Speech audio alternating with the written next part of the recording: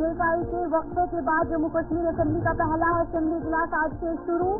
Senior national conference के MLA Abdul रहीम राठौर को speaker किया गया मुंतखब।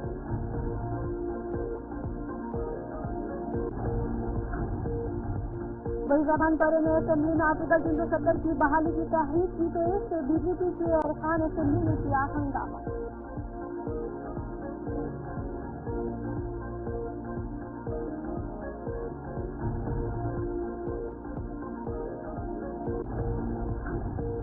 एलजी मनोज सिन्हा ने ऐवान से किया खिताब, कहा रियासी दर्जे की बहाली के लिए हर मुमकिन कोशिश की जाए।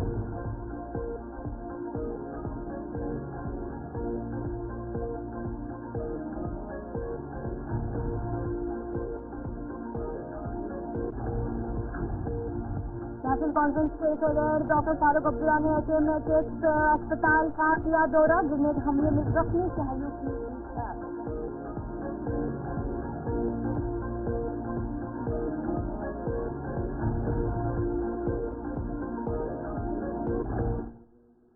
तो चलो ये थी कुछ खास सुर्खियां। अब दीगर खबरों की तरफ भी जो खबर नामे की तरफ रुख करेंगे, जहां पर सबसे पहले शुरुआत करेंगे 6 साल के वक्फे के बाद जम्मू कश्मीर असेंबली का पहला इजलास आज से शुरू हो गया है। शेड्यूल के मुताबिक असेंबली सेशन की शुरुआत में सबसे पहले स्पीकर का इंतखाब अमल में लाया गया। काबीना वजीर जावेद अहमद डार ने स्पीकर के इंतखाब के लिए तहरीक पेश की और अब्दुल रहीम राठौर को असेंबली का स्पीकर मुंतखब किया गया। वजीर आला उमर अब्दुल्ला और प्रोटीन स्पीकर मुबारक गुल ने उन्हें मुबारकबाद भी इस मौके पर पेश की। अपोजिशन लीडर सुनील शर्मा ने राठौर के तजुर्बे की तारीफ करते हुए मुकम्मल ताउन की यकीन दहानी कराई और गैर जानिबदार रवैये की दरख्वास्त की। अब्दुल रहीम राठौर एनसी के सबसे सीनियर रहनुमाओं में शुमार होते हैं। वो सिरार शरीफ असेंबली हल्के से 7वीं बार रुकन असेंबली मुंतखब हुए हैं। इससे कबल हुकूमत में शामिल नेशनल कॉन्फ्रेंस और कांग्रेस ने मुत्तफिका तौर पर बतौर असेंबली स्पीकर अब्दुल रहीम राठौर के नाम पर मोहर लगाई।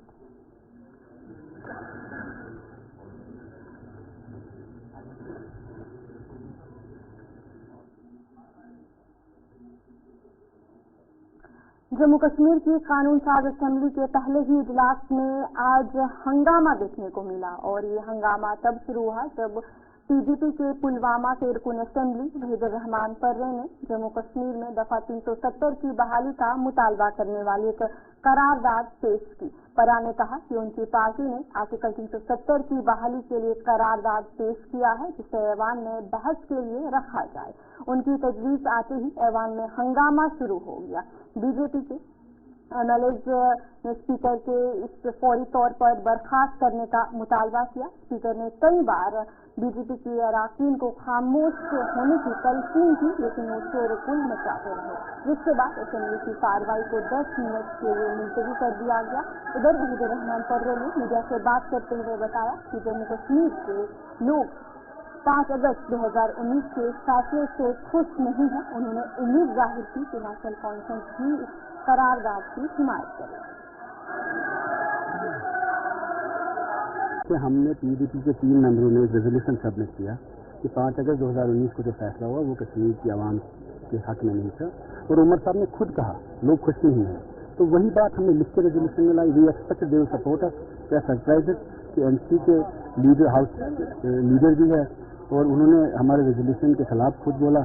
तो इंशाल्लाह हमें उम्मीद है वो सोचेंगे और सोच रहे कल परसों 4 दिन में उस रेजोल्यूशन पर डिस्कशन करेंगे, इसको एडमिट करेंगे and they will not reject this resolution because this is about the legacy of national conference also, it's about the legacy of Jammu Maharaja also. हम जो मांग रहे हैं pristine form of article 370 should be restored, special status should be restored and 1947 में जो जम्मू कश्मीर की state exist जैसे हुई वैसे ही वापस होनी। जम्मू कश्मीर के वजीर आला उमर अब्दुल्ला ने पीडीपी के रहनुमा वहीद पर्रा की जानिब से आर्टिकल 370 की बहाली के लिए पेश की गई करारदाद पर रद्द-ए-अमल देते हुए कहा कि जम्मू कश्मीर की आवाम 5 अगस्त 2019 के फैसले को मंजूर नहीं करती। उन्होंने जोर देकर कहा कि अगर लोगों ने इस फैसले की हिमायत की होती तो आज हालात मुख्तलिफ होते। और वहीं पर उमर अब्दुल्ला ने मजीद कहा कि ये करारदाद कोई खास अहमियत नहीं रखता। सियासत करना इसके अलावा तो शायद कुछ मेंबरों के पास और कोई चारा होगा नहीं। ये असेंबली जम्मू कश्मीर के लोगों के जज्बात को रिफ्लेक्ट करती है। हकीकत यह है कि जम्मू कश्मीर के लोगों ने 5 अगस्त 2019 के फैसले से अपना मोहर नहीं लगाया। अगर लगाया होता तो नतीजे अलग होते। हम इस तरफ बैठे हैं, अक्सरियत उन लोगों की है जिन्होंने 5 अगस्त 2019 के फैसलों के खिलाफ अपनी आवाज बुलंद की। अब हाउस इसको किस तरह रिफ्लेक्ट करेगी, इस पर किस तरह बातचीत होगी, इसको किस तरह रिकॉर्ड पे लाया जाएगा, ये एक सिंगल ऑनरेबल मेंबर तय नहीं करेगा। आगे जाके जब प्राइवेट मेंबर बिजनेस का सिलसिला शुरू होगा मेन सेशन में, तब इंडिविजुअल ऑनरेबल मेंबर जो लाना चाहे वो लाएं। लेकिन फिलहाल इस सेशन में हाउस की तरफ से क्या बात होगी, क्या रेजोल्यूशन लाया जाएगा, क्या किया जाएगा, वो गवर्नमेंट प्रेसिडेंट से तय करेगी आपकी इजाजत के साथ। तो जो रेजोल्यूशन आज लाया गया है उसकी कोई मतलब अहमियत नहीं है। वो मां सिवाय बदकिस्मती से कैमराज को दिखाने के अलावा उसका और कोई मकसद नहीं है। अगर मकसद होता तो शायद ये लोग हमारे से मशवरा करके तय करते कि हाउस की तरफ से। जम्मू कश्मीर असेंबली के नवमुंतखब स्पीकर अब्दुल रहीम राठौर ने असेंबली के पहले इजलास में हंगामे पर रद्द-ए-अमल जाहिर करते हुए कहा कि पीडीपी के मेंबर ने क्या कहा वो किसी को नहीं पता। उन्होंने कहा कि किसी भी बात को रखने के लिए मेंबर को पहले नोटिस देना होता है, ताहम उन्होंने किसी किस्म का नोटिस नहीं दिया। पीडीपी के मेंबर ने क्या कहा वो किसी को पता नहीं। वो पता नहीं क्या करना चाहते थे। जैसे यहाँ पर किसी को जो भी कोई बात करनी होती है, कोई नोटिस देना होता तो सेक्रेटरी को देना पड़ता है। सेक्रेटरी साहब उसको एग्जामिन करते हैं, फिर सेक्रेटरी साहब मुझे पुटअप करते हैं। न सेक्रेटरी साहब के पास कोई नोटिस है, न हमारे पास कोई नोटिस है। वो क्या बोलते थे वो किसी को मालूम है। कुछ न समझे खुदा करे।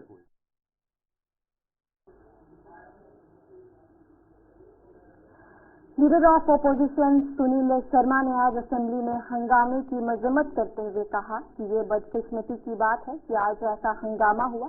उन्होंने पीडीपी पर तनकीद करते हुए कहा कि पीडीपी हमेशा से जहर उगलने का काम कर रही है और आज भी वो नहीं सुधरी है। देखिए, आज तो सिर्फ जो बिजनेस हमारे पास आया था उसमें स्पीकर का इलेक्शन था और लेफ्टिनेंट गवर्नर साहब का एड्रेस था।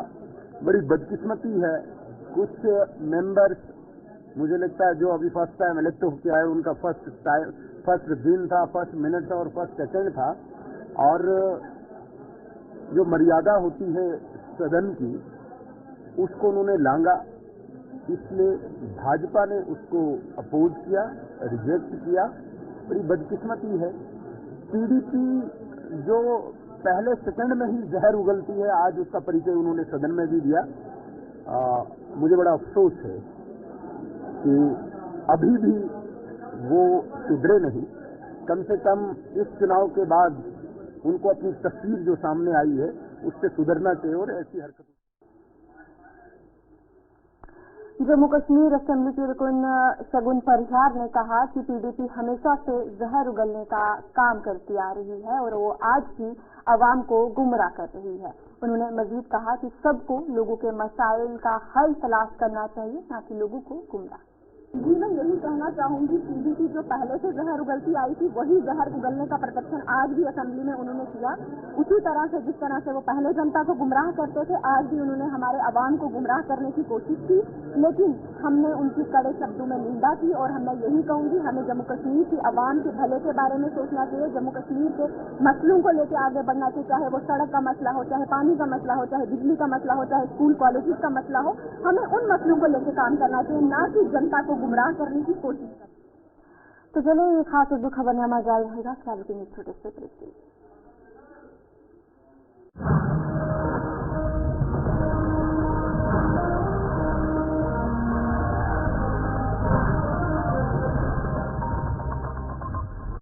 बुला पड़ी हर बात में भूल जाए मेरी अपनी पटाखा चाय, गजब का स्वाद।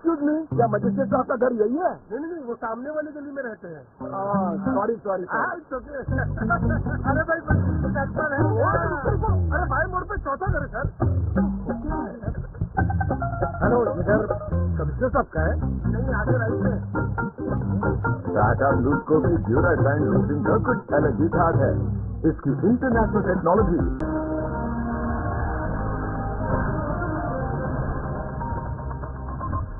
पिछले ब्रेक के बाद आपका खैर मौसम है। एलजी मनोज सिन्हा ने ऐवान असेंबली से अपने खिताब का आगाज असेंबली इंतखाबात पर बात करते हुए किया। उन्होंने कहा कि ज्यादा वोटर टर्नआउट जम्मू कश्मीर के लोगों के जमहूरियत पर मुस्तकिल एतमाद की निशानदेही करता है। इसी के साथ उन्होंने रियासती दर्जे की बहाली की यकीन दहानी करते हुए कहा कि वजीर आजम ने वादा किया है कि जम्मू कश्मीर का रियासती दर्जा बहाल किया जाएगा। उन्होंने मजीद कहा कि काबीना ने रियासती दर्जे से मुताल्लिक करारदाद मंजूर की, जो रियासत के लिए ऐवान की रजामंदी की अक्कासी करती है। एलजी मनोज सिन्हा ने अपने खिताब में एक अहम ऐलान किया। इन्होंने कहा कि हुकूमत मुस्तैद खानदानों को 200 यूनिट मुफ्त बिजली फराहम करेगी।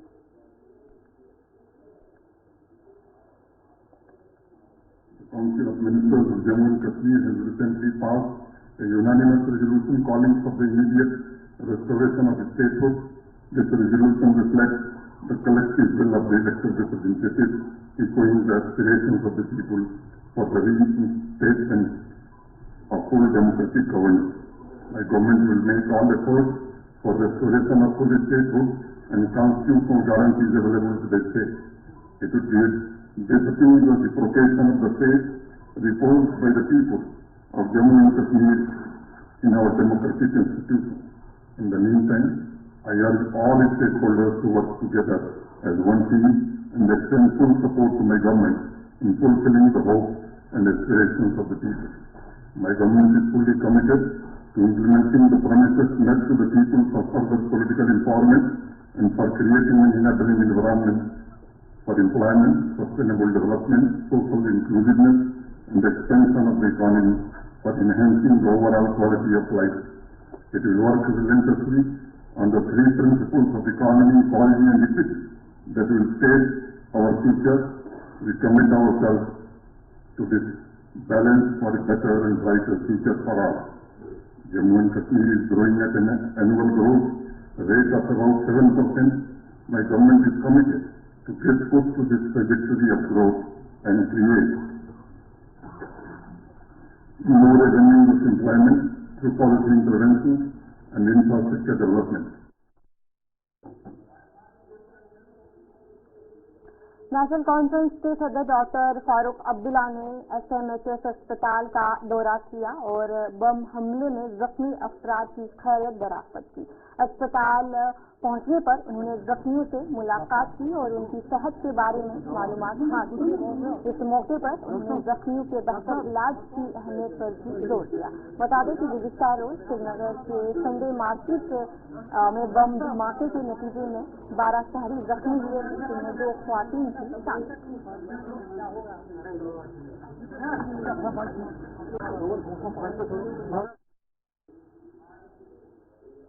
जम्मू एयरपोर्ट पर डीजीपी के यूटी सदर सत्य शर्मा का आज शानदार इस्तकबाल किया गया। इस मौके पर बड़ी तादाद में अवाम ने उनके खैर मकदम करने के लिए जमा होकर जोश खरोश का मुजाहरा किया। इस मौके पर सत्य शर्मा ने अवाम के इस मोहब्बत और हिमायत का शुक्रिया अदा करते हुए कहा कि वो जम्मू कश्मीर की तरक्की के लिए अपनी कोशिशें जारी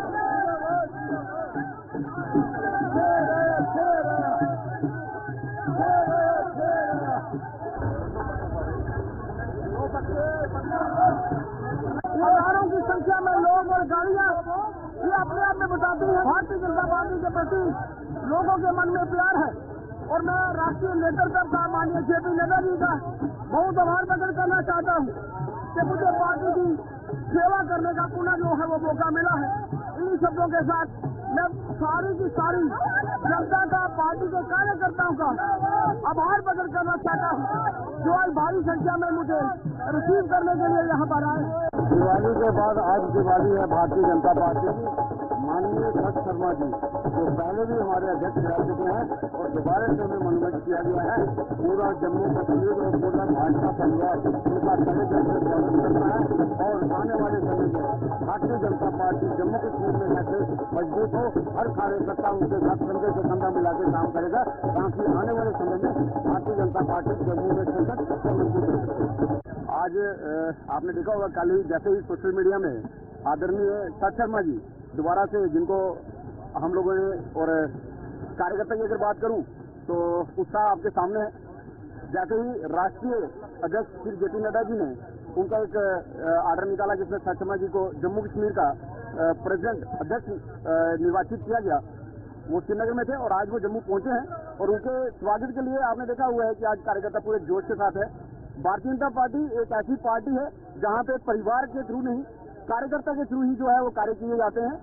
संगठन के जो चुनाव हैं उनकी प्रक्रिया जो शुरू हुई है उसी के चलते भरत शर्मा जी को पुनः एक बार दोबारा से भारतीय जनता पार्टी की तरफ से भारतीय जनता पार्टी का जम्मू कश्मीर का अध्यक्ष चुना गया है। मुझे लगता है कि कार्यकर्ता में एक नया उत्साह है और जो पार्टी को दोबारा से एक नए काम तक लेके जाएगी। आज देखिए हमारे जो भारतीय जनता पार्टी के प्रदेश अध्यक्ष भरत शर्मा जी, जिनको की दूसरी बार संगठन ने जो है वो प्रदेश का अध्यक्ष बनाया है, हमारे बीच में श्रीनगर से पहुंचे हैं, तो हम सब कार्यकर्ता उनका वेलकम करने के लिए यहाँ आए हैं। ये हमारे लिए सबके लिए एक बड़ा हर्ष का विषय है कि ग्राउंड के व्यक्ति सभी कार्यकर्ताओं को साथ लेकर चलने वाले, सबके साथ मिलकर चलने वाले ऐसे नेता को भारतीय जनता पार्टी ने दूसरी बारी प्रदेश अध्यक्ष बनाया है। तो ये हम सब कार्यकर्ताओं के लिए बड़े हर्ष का विषय है। आज हम प्रधानमंत्री नरेंद्र मोदी जी का, अमित शाह जी का और जेपी नड्डा जी का बड़ा धन्यवाद करते हैं कि जिन्होंने भरत शर्मा जी को दूसरी बार जिम्मेदारी दी है। इससे पार्टी बड़ी मजबूत होगी और आने वाले दिनों में जो अगली इलेक्शन होगी उसमें हमने अभी 10 सीटें निकाली हैं, अभी हम 40+ जाएंगे। ये हमारा उनका बहुत बहुत योगदान रहेगा पार्टी का। तो चलिए खबरनामा जारी रहेगा, फिलहाल रुकेंगे एक छोटे से ब्रेक के लिए।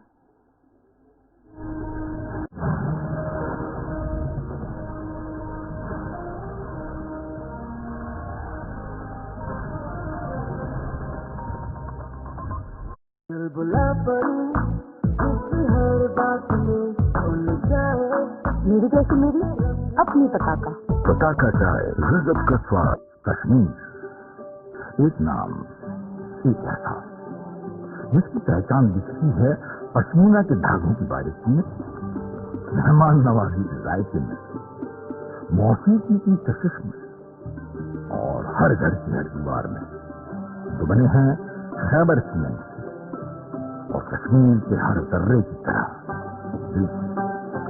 खैबर सीमेंट दिल से बना।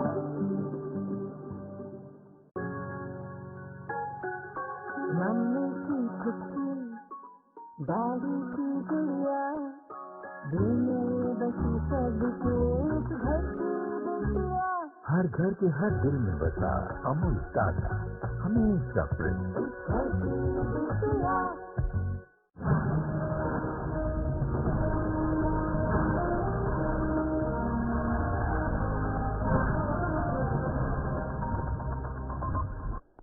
तो चलिए ब्रेक के बाद आपका खैर मकदम है। आज नेशनल कॉन्फ्रेंस के सदर दफ्तर बडगाम में सीबेक ब्लॉक का इलेक्शन मुनक्किद हुआ। इस इलेक्शन की निगरानी इलेक्शन बॉडी के सदर नजीर गोगो और जिला सदर गुलाम नबी बट ने की। इस मौके पर फियाज अहमद को सीबेक ब्लॉक का सदर मुंतखब किया गया।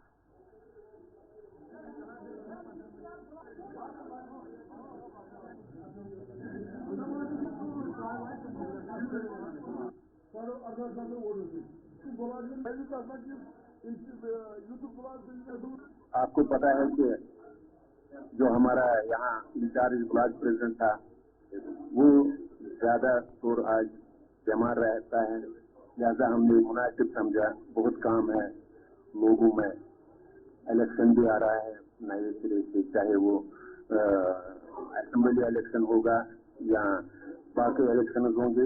इसकी तैयारी के लिए हमने फयाज अहमद मीर साहब को यहाँ वही ब्लॉक में आमदद किया और गुलाम अहमद मलिक साहब को नायब सदर और मास्टर अब्दुर्रहमान साहब को सेक्रेटरी ब्लॉक में आमदद। ब्लॉक प्रेसिडेंट है, जो भी तंजीमी काम होता है वो उन्हीं के जरिए, चाहे लोगों को मुश्किलात जो भी मुश्किलात दरपेश होते हैं ये उनको साथ जाकर, किसी भी डिपार्टमेंट में साथ जाकर, कहीं भी साथ जाकर उनका मसाइल का इजाला करें। सोनावारी में सेरिकल्चर डिपार्टमेंट ने किसानों के लिए 3 रोजा तरबियती प्रोग्राम मुनक्किद किया। इस प्रोग्राम का मकसद मकामी किसानों को सेरिकल्चर के शोबे में तरबियत देकर बाइख्तियार बनाना था। इस मौके पर 50 किसानों ने इस तरबियत में हिस्सा लिया, जहां उन्हें मलबरी की काश्त, रेशम के कीड़े की परवरिश और बीमारियों के इंतजाम के बारे में जानकारी दी गई।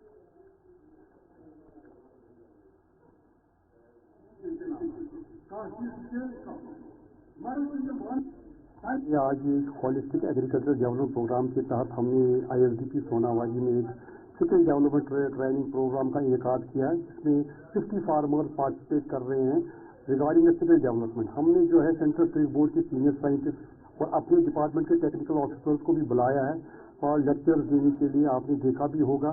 हम थर्ड डे डिस्कशन हो रहा है in friendly atmosphere with the farmers, coconut producers जो यहाँ डिफरेंट एरिया से आए हैं, आइजस से आए हैं, बाजीपोरा से आए हैं, नावगाम से आए हैं, इंदरकोट से आए हैं, हाजिम से आए हैं, तो उनके साथ डिस्कस कर रहे हैं कि डिजीज मैनेजमेंट और ये जो है कोकोन रेजिंग में या स्लिक वोम रेजिंग में कहाँ पे कोताही हो रही है, जिससे फार्मर्स को नुकसान का सामना करना पड़ा। तो इसमें हमारा डिस्कशन अभी तक हो रहा है, लेक्चर्स भी हो रहे हैं। तो फार्मर भी अपने जो बता रहे हैं जहाँ जहाँ उनको प्रॉब्लम्स आती है, कहाँ उनके कीड़े मर रहे हैं या कीड़ों की बीमारी हो जाती है, तो डिजीज मैनेजमेंट के दौरान हम उनका साथ डिस्कशन कर रहे हैं। तो होपफुली इन प्रोग्राम का मकसद यही है कि फार्मर का स्किल अपग्रेड किया जाए।